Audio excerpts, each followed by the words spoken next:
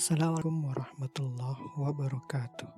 Ahlan wa sahlan. Sebelum memulai pembelajaran, silahkan klik tombol subscribe terlebih dahulu. Oke, kita akan memasuki materi kita yang ke berapa ini? Kelima ya. Materi kawaid itu sambungan dari materi kemarin.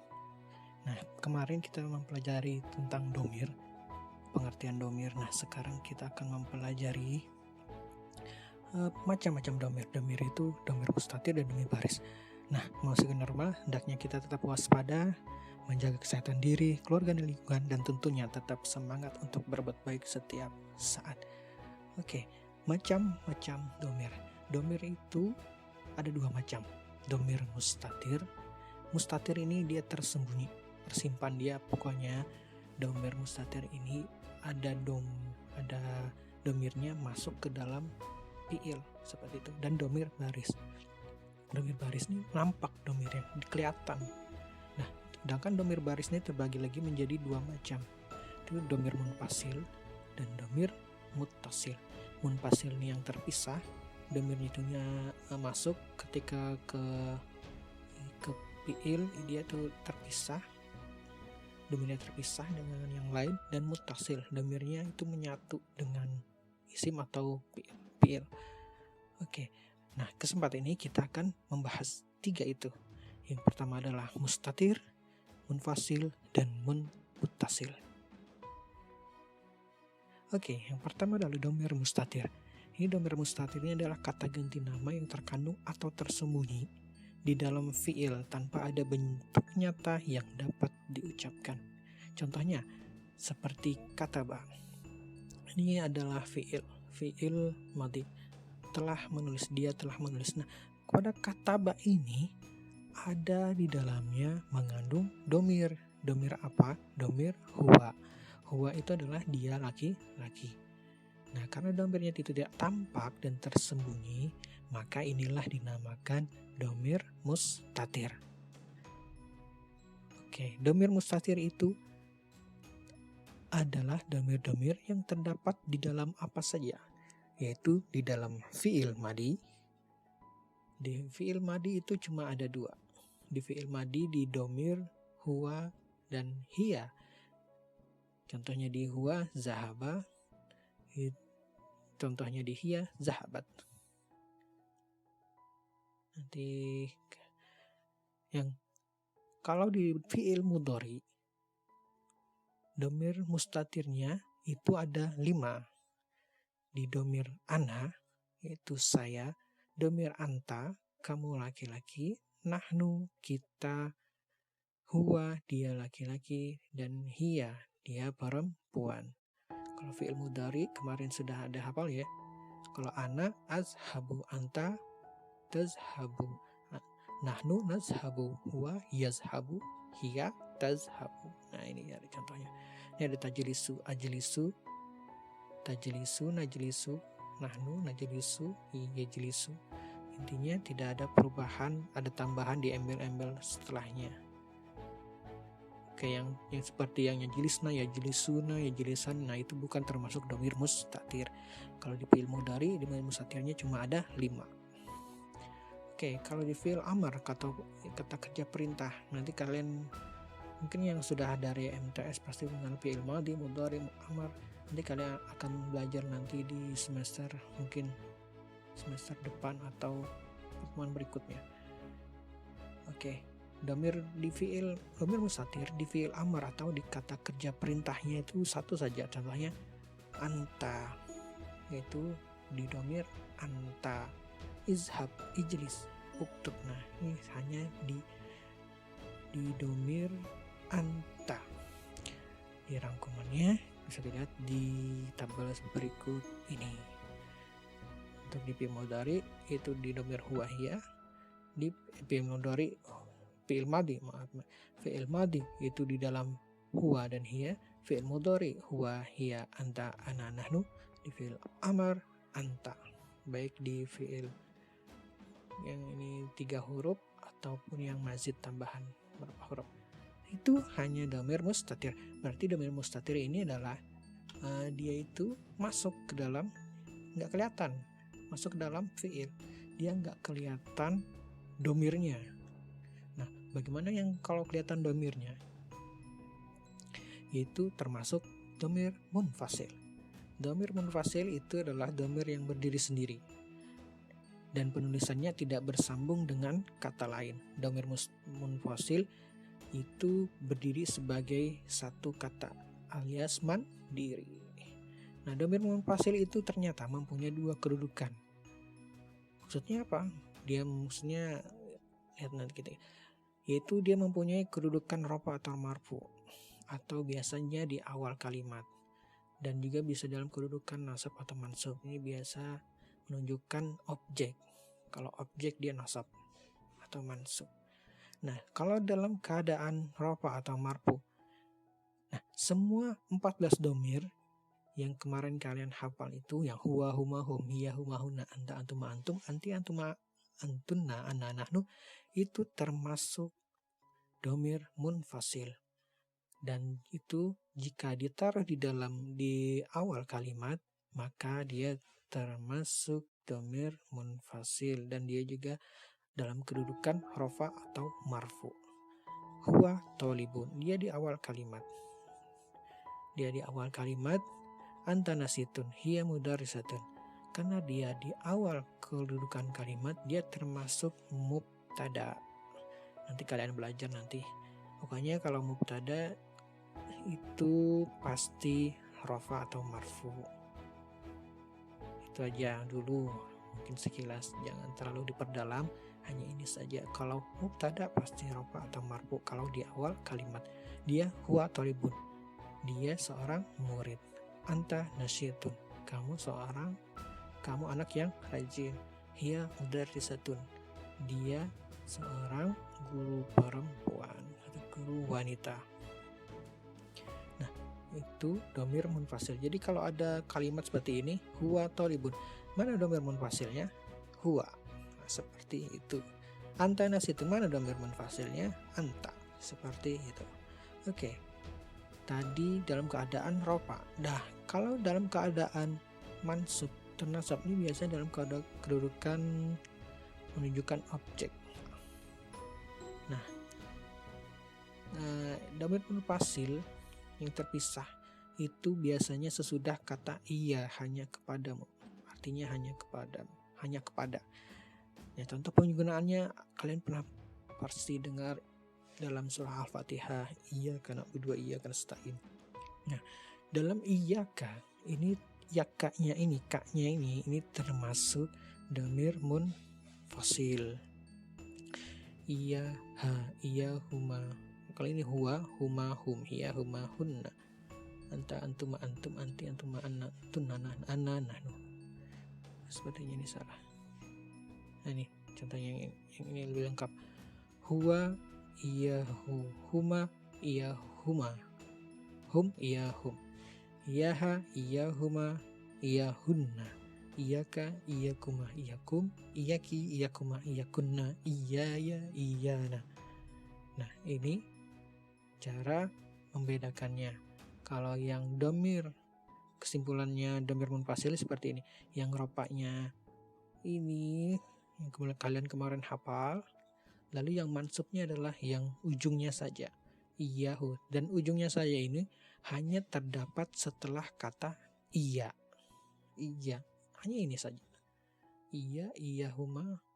Kalau ada iyahuma di dalam soal, ini termasuk domir apa di dalamnya? Termasuk domir munfasil dalam kedudukan atau fi mahalli nasbin atau mansub. Oke. Lanjut, tadi domir munfasil, sekarang ke domir muttasil. Apa itu domir muttasil? Itu artinya domirnya bersambung dengan kalimat yang lainnya. Jadi tidak mungkin itu berada di awal kalimat. Dan juga tidak mungkin jatuh setelah lapas illa. Jadi kalau di awal kalimat pasti domir munfasil. Kalau biasa di akhir kalimat biasa domir muttasil. Atau tidak di awal kalimat. Nah, itu biasanya domir muttasil ini menyatakan kepemilikan terhadap suatu objek. Misalnya buku saya. Nah, itu kan buku saya. itu menyatakan kepemilikan terhadap buku itu. Jadi dengan kata lain itu dinamakan dhamir muttasil. Akan tetapi beberapa kata ganti akan mengalami perubahan jika digantungkan dengan kata lain seperti fi'il. Oke. Dhamir muttasil itu ternyata mempunyai 3 kedudukan. Yang tadi kan dhamir munfasil ada cuma 2. Nah, ini ada 3. Apa saja? Dalam keadaan rafa atau marfu, dalam keadaan mansub, dalam keadaan jar majrur. Nah, ini yang baru. Dalam keadaan rafa, yaitu menunjukkan pelaku. Seperti yang misalnya nih ta'allam tu. Tu-nya ini kan menunjukkan pelaku, saya, artinya saya belajar. Nah, ta'allam tu. Tu-nya ini. Nah, ini dhamir, ini fi'il mazid yang membutuhkan project. Oke, yang selanjutnya adalah isim kana. Isim kana nanti kalian pelajari, yaitu ketika bersambung dengan kana dan saudara-saudaranya. Karena kalau disambung dengan domir biasanya menjadi seperti ini, kuntu. Nah, ini contohnya. Dalam keadaan ini tadi ta'alam tuh ya di sini. Di domir ana, ta'alamna nahnu. Nah, ini. Kenapa ini tidak ada? Karena dia termasuk domir apa tadi? Mustatir. Ini juga ada masuk domir mustatir. Di fi'il madi. Fi'il madi tadi apa? Yang domir huwa sama hiya termasuk fi'il masuk domir mustatir. Oke, domir muttasil yang bagian dalam kedudukan nasab atau mansub. Nah, ini ketika apa? Ketika dia bersambung dengan kata fi'il atau kata kerja, dia contohnya seperti ini, dorob yu'allimuhu, dia mengajarinya. Ini menjadi objek dalam keadaan jadi objek ketika bersambung dengan kata kerja, dia mengajarinya. Atau lebih bisa mengerti ini, dorob tuha, saya memukulnya. Nya ini termasuk dhamir muttasil fi mahalli nasbin. Yang hu-nya ini termasuk dhamir muttasil fi mahalli nasbin. Nah, contoh yang lain adalah di isim inna dan saudaranya. Tadi adalah kana ya, kana dan saudara-saudaranya. Nah, ini isim inna dan saudara-saudaranya. Yaitu kalau inna itu artinya sesungguhnya atau sungguh. Kalau sesudah sungguh itu pasti nasab. Sesudah kata inna itu pasti nasab. Seperti tadi kita lihat. Nah, kalau isim kana dia ropa bukan nasab. Tadi isim kana ya. Sedangkan kalau isim inna, sesudah isim inna dia mansub atau nasab. Ada banyak saudara-saudaranya, cuma hanya sekedar tahu adalah inna saja ya. Nah, harus paling enggak kalian tahu satu saja, inna hu. Nah, bagaimana dalam contohnya?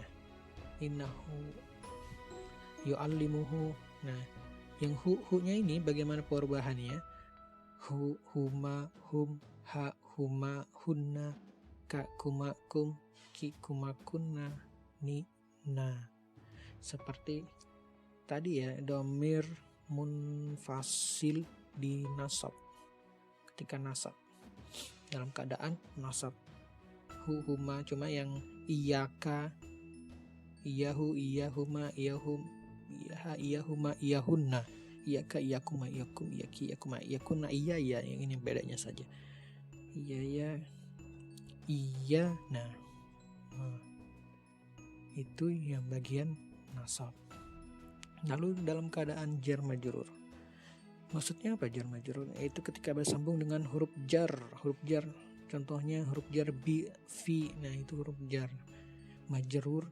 Nah, ini dia dan jadi majrur. Setelah huruf jar dia majrur namanya. Majrur biasanya harakatnya kasrah. Hi, dia jadi hi. Hima, bihima, him.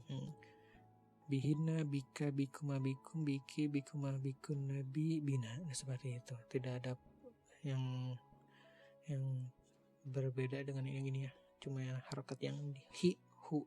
Ini saja yang awal-awalnya. Bihima, bihim. Nah, kan kalau ini awalnya nasab hum. Kalau jer him. Karena jer majrur. Jer majrur biasanya identik dengan kasrah. Lalu mudhaf ilaih. Nah, ini maksudnya idiom, maksudnya baladuhu. Ada satu kata menyender dengan kata yang sesudahnya. Maksudnya apa? Ini baladuhu, negaranya. Dia kan negara bersender dengan nya. Mudhaf ilaihnya ini termasuk majrur. Jer majrur. Mungkin tidak, tapi dimasukkan ke sini ya. Tapi kita hanya mengenal yaitu sunan jar majrur. Kalau ada bi, hi, fi, hi, seperti itu. Dan kedudukannya fi mahali jarin atau majrur. Ini contohnya. Oke, dapat disimpulkan. Tadi kalian lihat tabar-tabarnya ya. Domir mustatir. Domir mustatir kalau di fi'il madi dia huwa, di domir hiya. Nah, cuma ada 2 di fi'il madi. Kalau di fi'il mudhari ada 5. Huwa, hiya, anta, ana, nahnu. Kalau di fi'il amar ada 1, itu di anta. Dan jadi di fi'il mudhari kata gantinya itu include atau berada di dalam kata kerja. Domir mustatir hanya ada di kata kerja.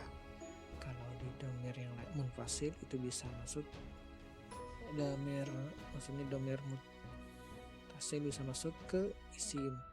Lalu ke domir munfasil, kata gantinya itu terpisah dengan kata kerja. Seperti, nah ini juga terpisah ya, anggap aja ini terpisah karena iya ada terpisahnya, ada dipisahnya, nggak nyambung kan. Nah itu, jadi munfasil terpisah. Huwa, nah kan terpisah juga dengan, ini kan domir terpisah dengan kalimat sesudahnya, itu namanya terpisah. Domir munfasil terpisah. Infasola yanfasilu itu artinya terpisah. Muttasil, kalau muttasil artinya sambung. Ittasola yattasilu, silaturahmi, kayak kan nyambung, silaturahmi. Nah kalian ingat itu aja, silah muttasil ittasil. Silaturahmi artinya nyambung, tersambung, artinya tersambung. Jadi di dalamnya itu terdapat domir.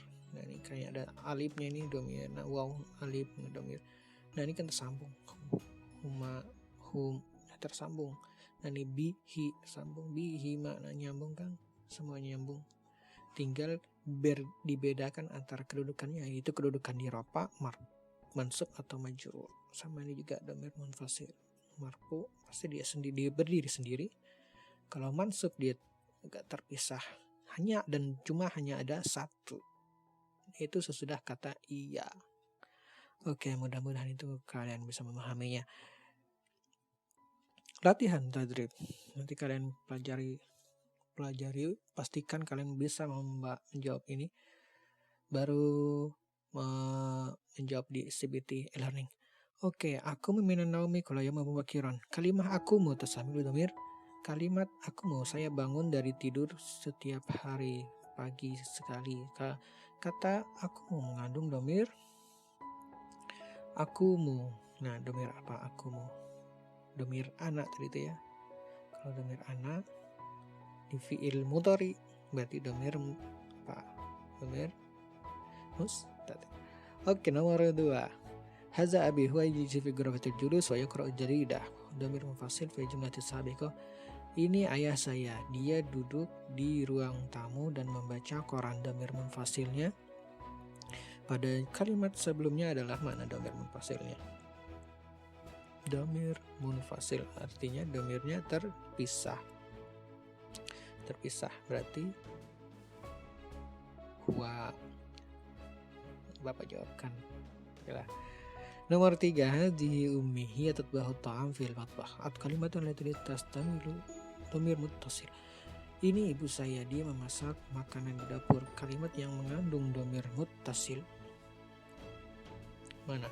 Atau kata yang mengandung domir muttasil? menyatakan kepemilikan, contohnya itu ini ibu saya, domir. Oke. Nomor 4, huwa yazhabu ilal madrasah, kalimah yazhabu tastamilu domir. Dia pergi ke sekolah, kalimat yazhabu, kata yazhabu mengandung domir, yazhabu itu domir huwa. Nah, itu mengandung domir. Kalau yazhabu ini domir yazhabu yang masuk sini dia tersembunyi kan, berarti domir mustatir. Kalau yang huwa ini dia domir munfasil. Itu aja. Kalau huwa ini juga domir munfasil fi mahalli raf'in. Nomor 5, ana atakallamu bil lughati al-arabiyyah kulla yaum.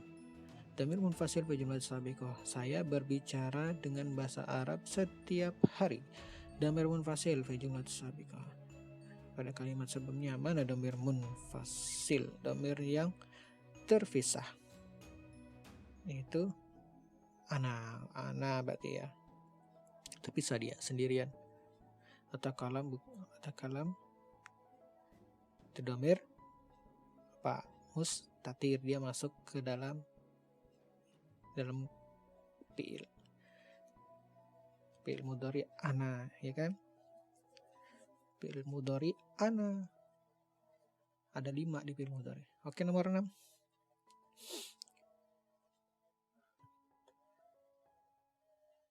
Haza sodiki huwa talibun ismuhu Ahmad, al-kalimatul tasamilu dhamir muttasil. Ini teman saya, dia seorang murid namanya Ahmad. Kata yang mengandung dhamir muttasil, mana dhamir muttasil? Haza huwa talib ismuhu Ahmad. Muttasil, dhamirnya ismuhu.